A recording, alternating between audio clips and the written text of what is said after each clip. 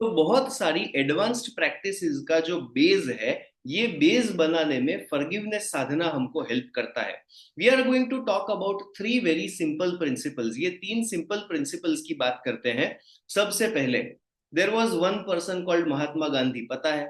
Yes, पता है। उनका एक बहुत ही पावरफुल स्टेटमेंट है कि जो लोग इनर ताकत वाले होते हैं, इंटरनली स्ट्रांग होते हैं, वही लोग क्षमा कर सकते हैं। So forgiveness is an attribute of the strong.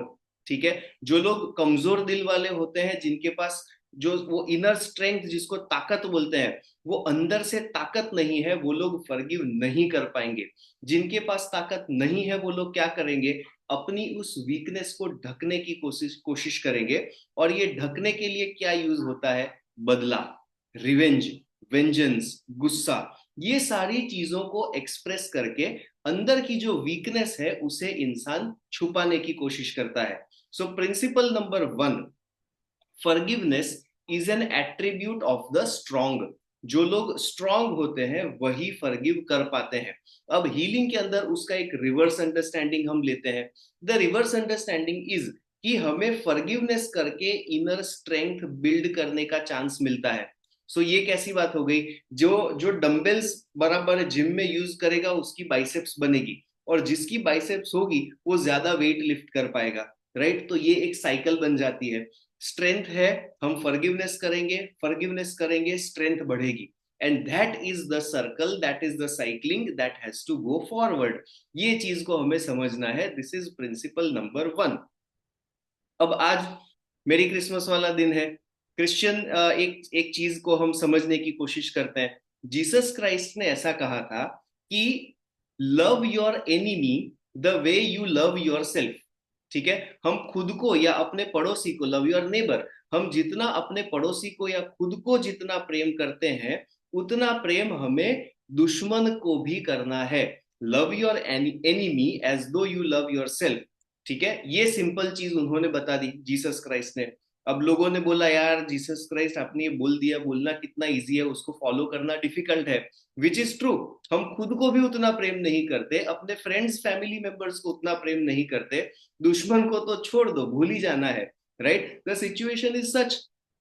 तो इसको सिंप्लीफाई करने के लिए गौतम बुद्धा बुद्धा ने एक बहुत ही पावरफुल सेंटेंस बोल दिया। उन्होंने क्या कहा? If you are not saintly enough to love your enemy, at least forgive them, forget them for your own good health and happiness। ठीक है। ये सेंटेंस को वर्ड बाय वर्ड समझना है। अगर आप इतने एनलाइटेंड नहीं हो, इतने संत जैसे नहीं हो कि अपने दुश्मनों को प्रेम कर सको, तो कम से कम अपने दुश्मनों को माफ करो, उनको भूल जाओ।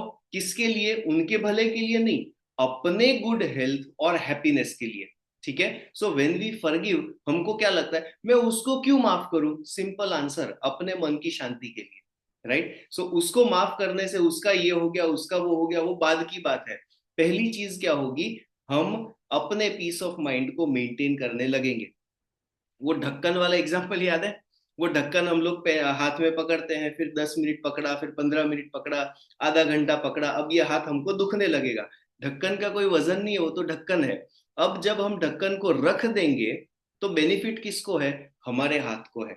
ये एग्जाम्पल याद है ना? जो लोग किसी ना किसी वर्कशॉप में आए हैं, यहाँ पे भी हमने शायद डिस्कस किया होगा। वो ढक्कन तो ढक्कन है, उसको हमने रख दिया है, बेनिफिट हमारे हाथ को है। ढक्कन को रखने से, ढक्कन को तो मैं छोड़ूंगा ही नहीं, उसकी वजह से मेरा हाथ इतना पेन कर रहा है। No, it is not like that. ढक्कन की वजह से वो पेन नहीं है, उसको हमने पकड़ के रखा है, इसलिए पेन है। Same thing is true with forgiveness. उसने उस दिन मेरे साथ ऐसा किया था। राइट? कब किया था? कब किया था वो तो याद नहीं है, शायद 8-10 साल पहले किया था। अरे वो 10 साल पहले की हुई चीज वो उसने कर भी दी, वो करके भूल गया, and he has moved forward. हम उसको पकड़ के रखते हैं अपने माइंड के अंदर, वो कैसेट प्लेयर रिपीट करते रहते हैं। किसके कैसेट प्लेयर में प्रॉब्लम आ गया? किसके कान में ये गीत बज रहा है? हमारे। उसको कोई फर्क नहीं पड़ने वाला। So that is where forgiveness has to be practised. Forgiveness जब हम प्रैक्टिस करते हैं, वो अपने लिए है, ये पहली चीज हमको करनी है। इसको बोलते हैं spiritual selfishness. We have to be selfish when it comes to spirituality. क्यों? क्योंकि इसमें सबका भला है। किसी और का नुकसान तो है ही नहीं. By helping our selves we are helping everybody around us. ठीक है. So that is why forgiveness को हमें करना बहुत बहुत जरूरी है. And forgiveness is a sadhana. साधना मतलब एक ऐसी प्रैक्टिस की जिसको रेगुलरली करनी है, without break, without gap, consistently practice करना है, उसको बोलते हैं साधना. And forgiveness is a sadhana. ये रोज करने वाली चीज है और मैकेनिकली नहीं, इसको समझना है. We have to understand and internalise what is forgiveness. Now quickly I will tell one more thing. Forgiveness का मतलब इनएक्शन नहीं है. ओके. इनएक्शन का मतलब क्या है कि सामने वाला हमको परेशान करता है, हम चुपचाप बैठे रहे. परेशानी को बार बार रिपीटेडली लेते रहना ये भी गलत है. Think about Gandhi ji. गांधी जी को किसी ने अफ्रीका में धक्का दे दिया था, वो गिर गए थे. उस टाइम पे उन्होंने बोला ओ आई फॉरगिव, बट मैं कोई एक्शन नहीं लेने वाला. खत्म. आज भी हमारा इंडिपेंडेंस शायद हुआ हो, नहीं हुआ हो, वी डोंट नो. हिस्ट्री ही पूरी अलग हो जाती है अपनी टेक्स्ट बुक में. सो उन्होंने फॉरगिवनेस तो किया ही किया, बट राइट एक्शन तो लेना ही है. सो फॉरगिवनेस का मतलब है we have to internally forgive, और जहां पे भी जरूरत है, जितनी क्वांटिटी में जरूरत है, उतनी क्वांटिटी में एक्शन को लेना है. We must take the right action as much as required. Okay. Is it clear? So इस अंडरस्टैंडिंग के साथ हम क्या करेंगे? We will practise our forgiveness sadhana today.